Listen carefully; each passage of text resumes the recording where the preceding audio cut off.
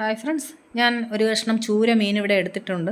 അച്ചാറിടാൻ വേണ്ടിയിട്ടാണ് ഞാനിപ്പോൾ ഒരു കഷ്ണം ചൂര മീൻ, അത് കേര മീനിൻ്റെ പീസാണിത്.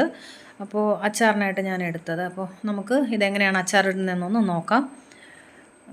ഞാനിതിപ്പോൾ വലിയൊരു പീസായിട്ടാണ് ഞാൻ വെച്ചേക്കുന്നത്, കട്ട് ചെയ്തിട്ട്. ഇതിനെ ഇനി നമുക്ക് വളരെ ചെറിയ പീസായിട്ട് എടുക്കണം. അപ്പോൾ നമുക്ക് വറുത്ത് കോരാൻ എളുപ്പമാണ്. അപ്പോൾ അതിന് വേണ്ടിയിട്ട് കുറച്ച് മഞ്ഞൾപ്പൊടിയും ഉപ്പും ചേർത്താണ് ഞാനിവിടെ മിക്സ് ചെയ്ത് അങ്ങോട്ട് വയ്ക്കുന്നുണ്ട്. അപ്പോൾ ഇതിനെ നമ്മൾ എടുത്തിട്ട് ഒരു പാൻ അടുപ്പിലേക്ക് വെച്ചിട്ട് കുറേശ്ശെ നമുക്ക് വറുത്ത് കോരി ഇങ്ങ് മാറ്റാം. ഞാനിപ്പോൾ ഫുള്ള് വറുത്ത് കോരി മാറ്റി വെച്ചിട്ടുണ്ട്.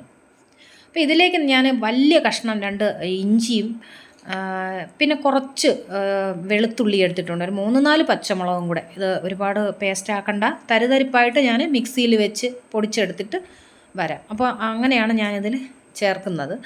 അപ്പോൾ നമുക്കിപ്പോൾ ഒരു പാൻ അടുപ്പിലേക്ക് വയ്ക്കാം.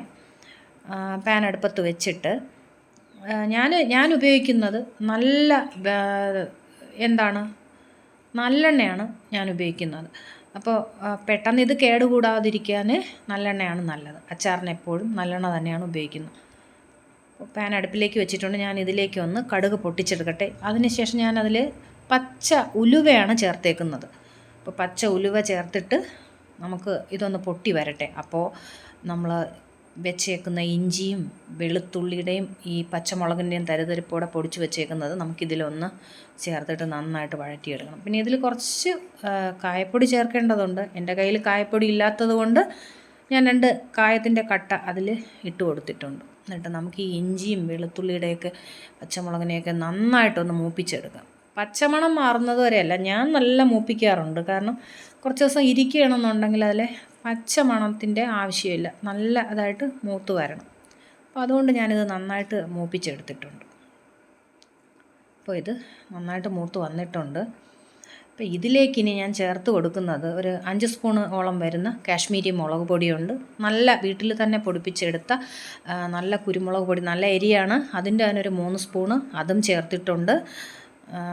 കുറച്ച് മഞ്ഞൾപ്പൊടിയും കൂടെ അധികമായിട്ട് ഞാൻ ചേർത്തിട്ടുണ്ട്. അപ്പോൾ ഇതുപോലൊരു പരുവത്തിൽ ആക്കി എടുത്തിട്ട് നല്ല തിളച്ച ചൂടുവെള്ളം ഞാനിതിൽ ഒഴിച്ചു കൊടുക്കുന്നുണ്ട്.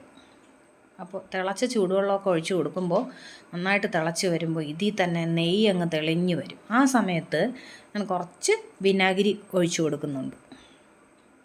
അപ്പോൾ അതാ ഈ അളവിൽ ഇങ്ങനെ കിട്ടും. അപ്പോൾ ഇതിലേക്കാണ് നല്ല നെയ്യ് തെളിഞ്ഞ് വരുമ്പോൾ ഞാൻ ഇതിലേക്ക് നമ്മൾ വറുത്ത് പിന്നെ മാറ്റി വെച്ചിരിക്കുന്ന നമ്മുടെ മീൻ കഷ്ണങ്ങൾ ചേർത്ത് കൊടുക്കുന്നുണ്ട്. അപ്പോൾ നന്നായി ഇതൊന്ന് ഇളക്കി യോജിപ്പിക്കുക. വളരെ ടേസ്റ്റി ആയിട്ടുള്ള നമുക്ക് ചൂരമീൻ അച്ചാർ കിട്ടും. ഭയങ്കര ടേസ്റ്റാണ്. നിങ്ങളൊന്ന് ചെയ്ത് നോക്കുക, ഭയങ്കര ടേസ്റ്റാണ്. ഒന്ന് ചെയ്ത് നോക്കണം. ഒന്നും ചെയ്യില്ല, നന്നായിട്ടിരിക്കും.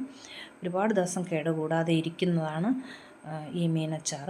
അപ്പോൾ പുതിയൊരു വീഡിയോ ആയിട്ട് ഞാൻ വീണ്ടും വരും. എൻ്റെ ചാനലൊന്ന് സപ്പോർട്ട് ചെയ്യുക.